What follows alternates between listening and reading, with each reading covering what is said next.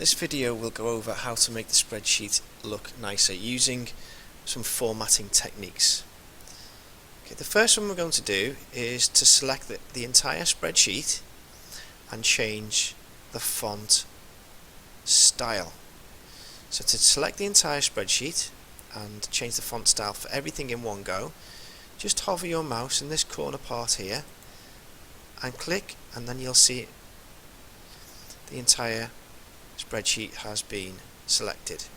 We're going to change this. You can change it to a font that you like. Make sure it's something that enables people to see the data easily. For example, that one, I don't think that's a good option. So choose wisely. Comic Sans might be one that you're familiar with. Again, that's up to you. Just pause this video and select yours.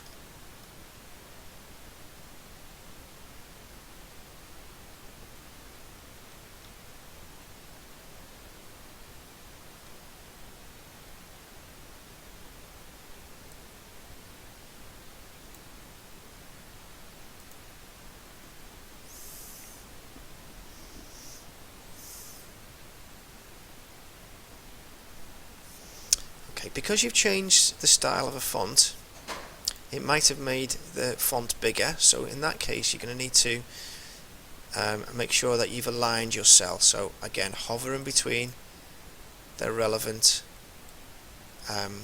columns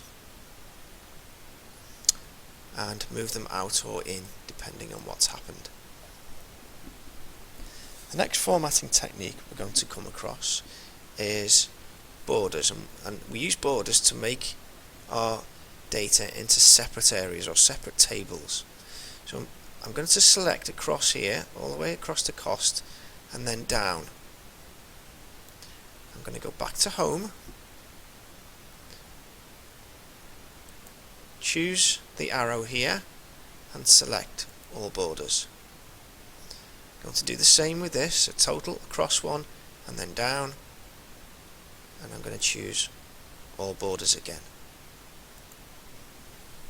The next thing I'm going to include is some shading, and I'm going to shade some important areas. So this is an important area because it labels the data that's underneath it. So I've selected that. We'll go into the bucket here. I'm going to choose some nice subtle shading, light blue for example, and I'm going to do the same along here. Same light blue, make it consistent, not too much shading. I'm going to leave this bit white. So number formatting is next. Because this is price, this needs to be currency. We're going to make this pounds. So we don't type the pounds in ourselves, all we do is select the data, go up here, and it looks like there's some coins.